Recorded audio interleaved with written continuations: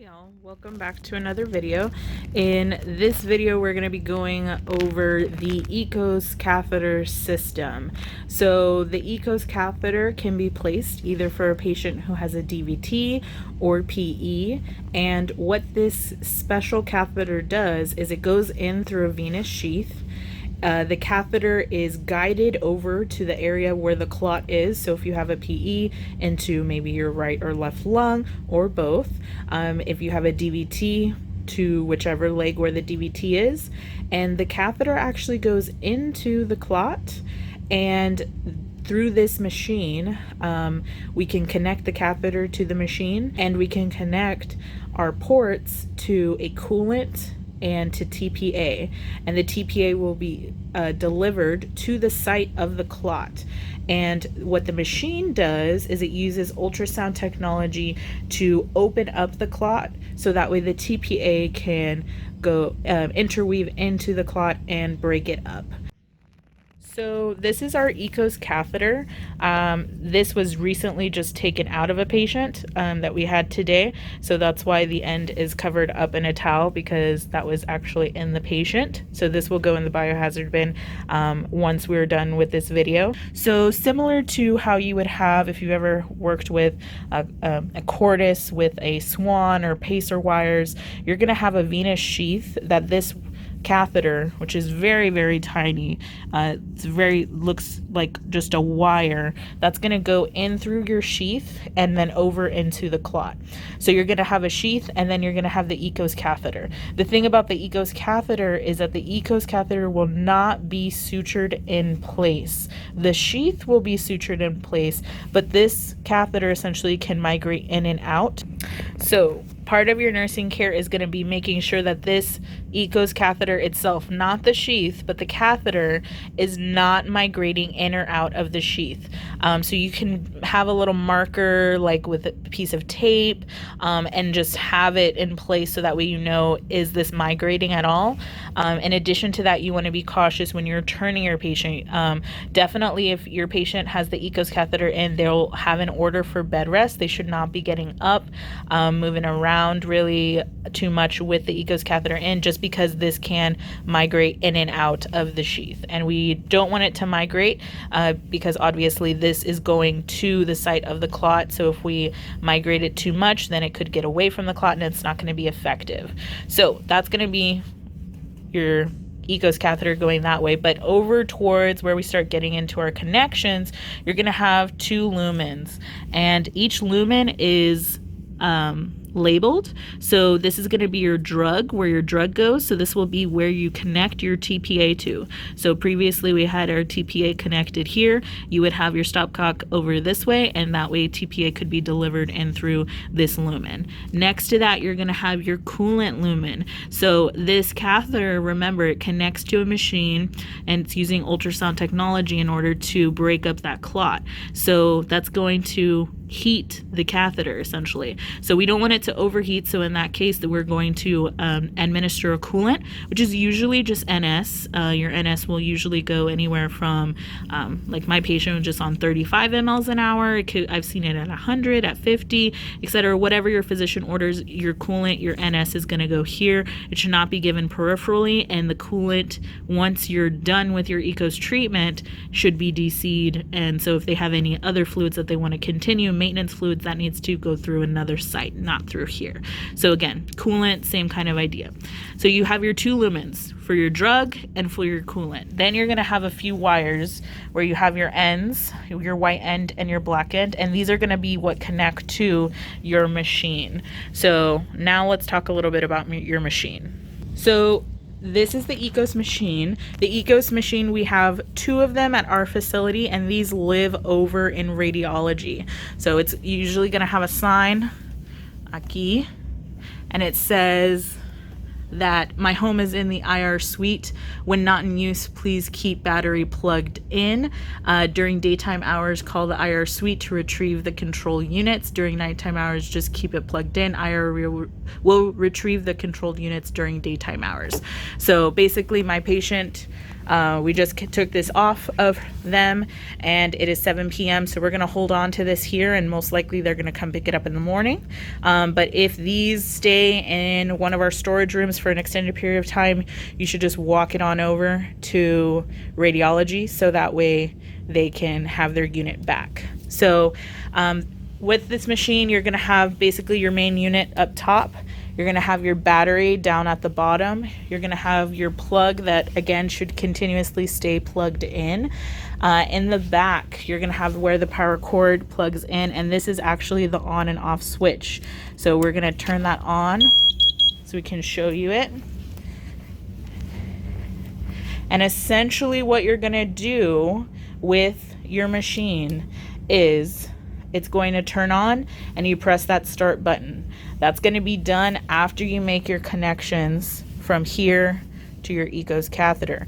And it's going to be very, very simple. You connect your white end to your white and your black end to your black. So I went ahead and connected my EKOS catheter to the machine. And so what you're going to find here is this is kind of its locking mechanism. So this is going to keep these cords from not disconnecting from the machine, but this is quite heavy. So the thing about this is if this falls off the bed and then your EKOS catheter comes out, you're going to have a migrated catheter. So the thing about this unit is that you should keep this on the bed. You're going to make your appropriate connections. In order to unlock, all you have to do is kind of pull this section down, so that way you can lift this up and pull your cords out. So that's a little tricky to show you over video. So definitely whenever you get your EKOS system, you may need to play with this a little bit just to get it connected, but it's not too difficult at all. So now we're connected to our machine, and it's going to have your time as long as it's been running. It's going to have a little temperature here, so if it starts overheating, it'll tell you. But basically from here, all I need to do is press that start button.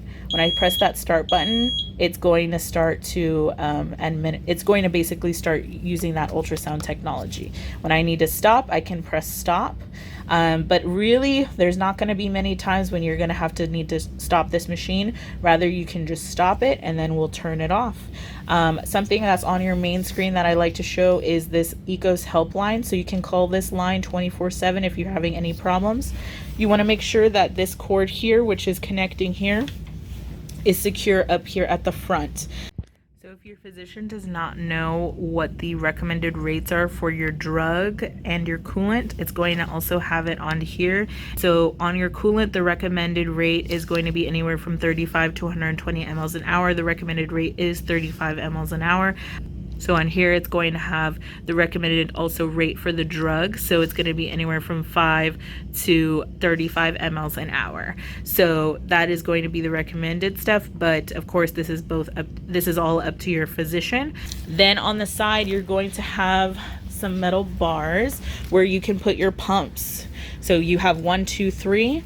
So ultimately, we only use 2 pumps on this patient today, but you could use 3. The reason why I say that is because we're going to have our coolant on 1 pump, which is what our NS was here. On this pump, we could put a heparin drip, and that could be going to the sheath to keep the sheath open. Typically, when we run an EKOS, we're going to be running the TPA and a heparin, but in this case, we opted for the heparinized saline. So that is what is in this bag. All we did was we pressurized this bag of heparinized saline. We got some gravity tubing, and then all we did was we took our roller clamp up top and we just controlled the rate by that. Typically, if you're using your heparinized saline, there's not really a lot of direction on how much to have that heparinized saline go in. Typically, if you're using the heparinized saline, it's only going to be 1,000 units in 500 mLs of fluid. So it's really, really diluted heparinized saline. It's not going to, drastically hurt your patient, but still you want to just essentially connect your tubing, and that's just going to be used to keep your sheath open so that way it doesn't clot or anything like that. So that's what we opted for there. But if you were doing a heparin drip, you would basically replace that a heparin drip with this heparinized saline, have it on the pump, put it at the rate that you need to, and you're good to go. And then on this third pump, this is going to be where our TPA is going. And so that's up here. And essentially, your physician is going to dose your TPA. They can start at really whatever dose that they need to, and then you're always going to have your orders for your TPA to check labs. So whether it's every 6 hours, 2 hours, etc., it'll have your protocol and what to do, and also it'll tell you when you need to call the doctor. So really, that's your EKOS setup. Again, we kind of went through and talked about your catheter. Remember, this can migrate, so you want to make sure that it doesn't. So put your marker. You're going to have your appropriate fluids hooked up to your appropriate lumens. So the TPA would go to the drug, the NS would go to the coolant. You're going to have your wires connected here. Make sure that this stays on the bed and that your white is plugged into the white, the black is plugged into the black, that this securement is made. On buttons in the back. To start up your EKOS, you're going to press the start button. This is going to show how long your EKOS has been running. Once it's running, you're going to have your pumps with your coolant, with your drug, and then with your heparin. If you're not using heparin, you're using heparinized saline, you can pressurize the bag, connect gravity tubing, roll down your roller clamp so that way it's only dropping a few drops just to keep that sheath open, connect that to the sheath, and you're good to go. Whenever you need to get labs, get your labs. Don't, typically, as far as drawing them from the sheath, it really depends. If you are administering heparin through the sheath, I don't recommend using the sheath as the central line to draw your labs. But if you're using heparinized saline, you should be fine to draw back and get your labs that way, especially if you're, checking labs every 2 hours. It's pretty mean to stick your patient that frequently. But if you have other central access and can draw, then that's awesome too. But yes, that's in cases of using your sheath as that central line. But if you need to, use pressors and put it through the sheath, different stuff like that, I definitely recommend just getting another central line in that case. Remember, you're going to have your helpline here and then your guide on top of your machine. But that is pretty much it with your EKOS setup. Remember, anytime you're going to have an EKOS, you're going to have a bunch of orders. So my biggest emphasis when you're running EKOS is to make sure you look through all of your orders. Make sure to question, when you're going to complete your EKOS, what you're going to do. In our case for this patient, what we did was once the EKOS treatment was complete, we got a set of labs. And then at that point, we let the physician know what our labs were. They gave us the okay to remove the EKOS catheter. And then he gave us guidelines to remove the sheath for a few hours later. So at certain points, they may ask you to pull the EKOS catheter and the sheath. At other points, they may ask you to just pull one and then wait a few hours and then pull the next. So remember, if you needed to pull the EKOS catheter, there are no sutures that are in place. All you're going to do is go ahead and make sure you disconnect all of your connections, and then you're going to lay your patient flat like you're removing a central line, and you will remove this in that method. And that's your EKOS catheter. If you have any questions, please reach out. Remember, you have your hotline if you need somebody with expert knowledge.